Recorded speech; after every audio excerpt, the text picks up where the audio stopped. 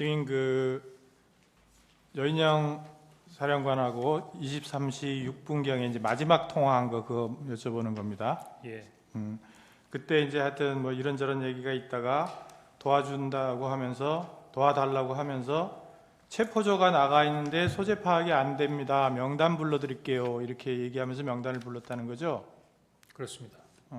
그러니까 그 말은 그 명단이란 거는 체포할 사람이라는 뜻으로 받아들였어요. 예, 저는 그렇게 이해했습니다.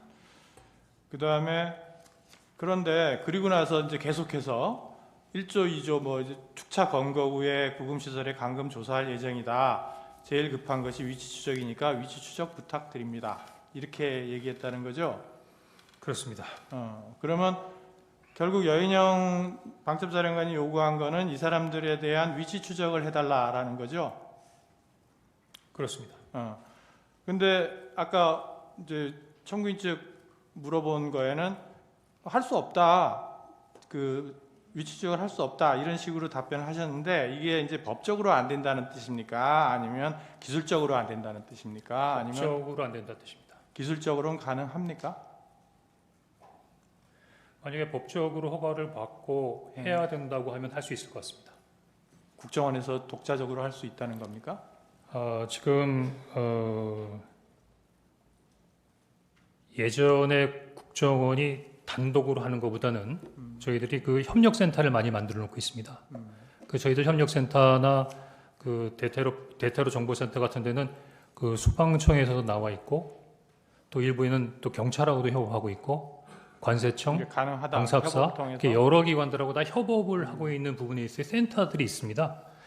국정원이 꼭 하지 않더라도 뭐 예를 들면 소방청이나 아니면 경찰청을 통해서 할 수 있는 부분이기 때문에 국정원이 기본적으로 할 수 없다라고 말할 수는 없고 할 수 있는 부분에 있어서 여러 가지 툴은 있으나 그 하는 부분에 있어서 여러 가지 기본적인 룰이 있다 이렇게 설명드리는 것이 맞을 것 같습니다.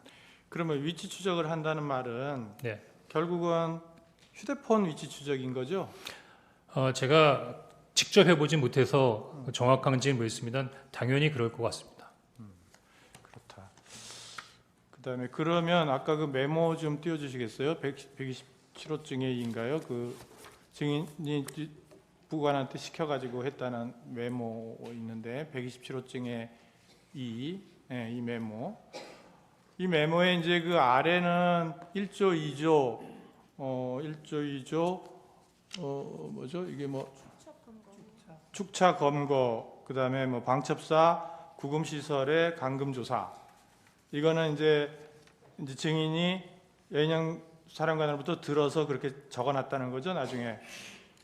밑에 있는 거 말씀이십니까? 밑에. 예, 그렇습니다. 그리고 그 밑에 보면 검거를 요청, 위치 추적과 이렇게 돼 있어요. 그 마지막에 이제 그 워딩이 마지막으로 끝날 때 위치 추적만으로 끝나는 것이 아니라 그 위치 추적을 하면서 저희들 그 검거를 좀 지원해 주십시오. 검거 이런 부분에 있어서 검거를 좀 지원해 주십시오라는 검거의 요청이 있었다. 뭐 그런 의미로 그 말은 검찰 조사에서도 얘기하지 않았잖아요. 검거를 요청했다는 말은 하지 않은 것 같은데. 검거를 요청했어요? 이 검거를 요청했다고 검찰에 제기한 부분에 있어서의 내용이 써 있지 않습니까? 아니 그러니까 요 메모에는 써 있는데 여인영 사령관이 검거를 요청했어요? 위치를 추적하는 것 자체가 체포 대상자의 검거를 하기 위한 부분에 있어서의 지원을 요청하는 거라고 이해했습니다. 아니 제 말은 처음에는 체포조가 나가 있다. 네. 그 말은 이제 체포하러 다닌다는 말 아니에요. 근데 위치를 모르니까 위치를 추적해서 알려달라는 취지지. 증인한테 체포를 도와달라. 그러니까 말은 체포를 요청. 여기 보면은 체포를 요청, 검거를 요청. 괄호하고 위치 추적과 돼 있어요. 위치 추적보다는 검거를 요청한 것을 또 주안점으로 써놨는데 검거해달라고 여인영 사령관이 굳이 얘기할 필요가 없잖아요. 자기들이 검거하러 나가 있는데 위치 추적만 받으면 되지 왜 국정원이 체포를 하러 다녀요? 체포할 인원이 있어요? 국정원에? 체포할 수 있는 여력이 있습니까? 국정원이 수사권이 없기 때문에 그 체포를 할 수 있는 권한이 없죠. 근데 검거를 요청이라는 게 무슨 말이에요? 검거 지원을 요청했으니까 저희들이 직접 예를 들면 저희가 그 범죄 수사권 없더라도 쉽게 말하면 국제 범죄를 할 수 있는 부분이 뭐냐면 저희들이 검거를 지원하고 실적인 부분의 체포는 경찰을 통해서 체포하는 부분이기 때문에 항상 공조 검거를 할 수 있는 능력은 있습니다. 그러면 거기다가 위치 추적, 그 검거 말하자면 이제 뭐라 그러지? 지원 요청. 지원 예. 이런 식으로 적어 놓는 게 맞지 않아요? 예, 근데 그 총리께서도 충격적인 사건이라고 말씀하신 것처럼 저도 깊은 생각을 하면서 적은 것이 아니라 생각되는 대로 그냥 갈겨 쓴 부분이기 때문에 약간 다소 합리적이지 않게 적어놨던 부분 인정하겠습니다. 그러니까 이 말이 그러니까 증인이 이제 어차피 이 메모는 이제 수기로 메모를 하다가 버려버리고 이제 하여튼 옮겨 쓰라 그러고 밑에는 이제 옮겨 쓴 게 아니고 기억나는 대로 쓴 거잖아요. 그렇습니다. 밑에는. 그러면 이게 증인이 뭐 1조, 2조 뭐 축초해서 검거해서 방첩사 뭐 감금시설에 감금조사 그러니까 그게 조금 이해가 안 되는 게 여인영 사령관이 방첩사령관이 증인에게 무슨 이제 처음에는 뭐 비협조적으로 별로 얘기를 안 하려고 그러다가 대통령 전화를 받아서 도와주라 그랬다고 하니까 이런 얘기를 했다는 거잖아요. 그렇습니다. 그러면 아 그래 그러면은 이런 명단이 있으니까 이런 명단에 대한 위치 추적을 좀 도와주시오. 이렇게만 하면 되지 굳이 1조, 2조 뭐 이렇게 가가지고 뭐 검거를 해서 축차 검거 후에 방첩사 구금시설에 감금해서 조사할 거라는 얘기라든지 이런 얘기를 굳이 왜 할까요? 글쎄 그거는 뭐 여인영 사령관에게 물어봐야 할 얘기지만 제가 생각하기에는 이 내용만 얘기한 게 아니라 제일 먼저 그 부인께도 전화 받았어 대통령이 너희들 도와주래 할 때 명단부터 얘기한 게 아니었거든요. 저희들이 경찰과 협조해서 국제를 봉쇄하고 있습니다라는 말부터 시작했으니까 아마 방첩사가 진행하는 부분에 있어 현재 진행 사항을 저한테 약식이지만 간단하게 브리핑해 준 거라고 생각합니다. 그러면 그런 내용이 검찰에서 진술할 때도 요약이겠지만 물론 하여튼 체포조 나가야 하는데 명단 불러드릴게요라는 부분이 먼저였고 그 다음에 명단 불러주고 명단 불러주고 난 다음에 그 다음에 계속해서 1조 2조 뭐 축조 뭐 체포 뭐 이렇게 얘기하고 축차 검거 후에 구금시설을 감금할 예정이다. 이거를 나중에 얘기했잖아요. 상황 설명을 먼저 한 게 아니라 이거는 그 명단을 주면서 위치 추적을 해달라라고 하면서 그걸 구체적으로 더 나아가서 얘기한 건데 그 상황 설명이 우리가 지금 이런 여러 명을 체포를 해가지고 검거한 다음에 감금 조사할 거다. 그런 얘기를 하려면 미리 얘기해야 될 거 아니에요. 상황 설명을 한다면. 근데 굳이 그런 상황 설명을 국정원 1차장한테 방첩사에서 아무리 그쪽에서 대통령 전화 받고서 도와달라고 해서 전화했습니다라는 그 말 한마디에 그렇게 구체적으로 얘기할 수 있을까라는 게 조금 의문이 들어서 하는 얘기예요.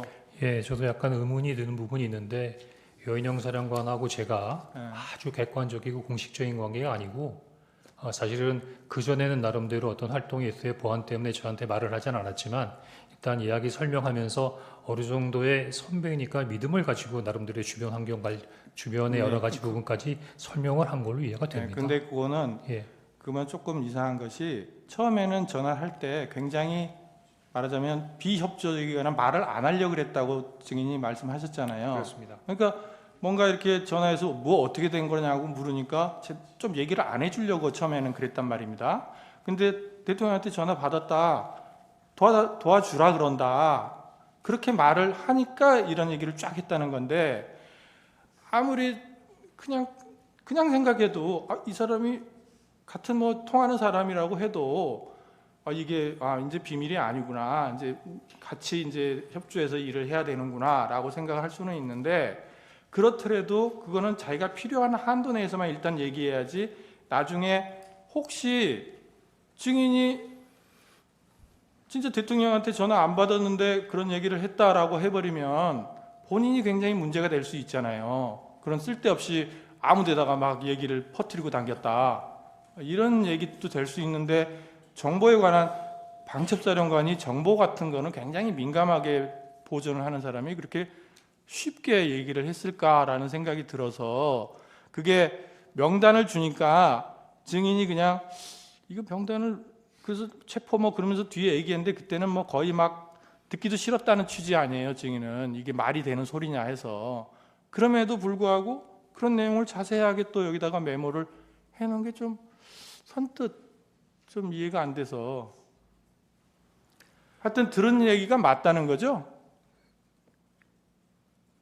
검거를 요청한 것도 맞아요. 총리께서도 충격적인 상황이라고 말씀하셨는데 이렇게 여러 가지로 급박하게 돌아가는 상황에서 어떤 얘기들 다 기승전결에 맞춰서 할 수 있을까요? 물론 그건 맞습니다. 그런데 여기 이제 써놓은 순서나 이런 게 그래서 그래요. 검거를 또 요청. 하나는 제가 그러면 여인영 사령관하고 무슨 억하 시점이 있다고 해갖고서는 일부러 이런 거를 아니 그런 취지가 아니고 예. 저는 이제 여기 이렇게 적혀 있는데 상식적으로 생각해서 그런 말을 하기가 쉽지 않다는 것과 그리고 여기 검거를 요청했다는 말을 주신문 사항에서도 검거 요청 얘기는 나오지는 않는데 메모에는 딱 들어가 있어요. 그래서 제가 여쭤보는 거예요. 검거 요청했어요? 위치 추적을 해서 네. 방금 얘기했던 10여 명의 대상자를 검거하겠다는 것 자체가 네. 저는 검거 지원을 요청했다라고 그럼 검거 지원 요청이라고 안 쓰고 왜 검거 요청이라고 썼어요? 이 말은 다르잖아요. 검거를 요청한다는 건 국정원에서 검거를 진짜 한다는 얘기고 제가 이제 공문서를 작성한 게 아니지 않습니까? 간단한 메모지 않습니까? 메모는 왜 작성해놨어요? 제가 나름대로 그 상황을 기억하기 위해서 메모해 놓은 거죠. 그럼 정확하게 기재를 해야죠. 예, 정확하게 기재 못해서 죄송합니다.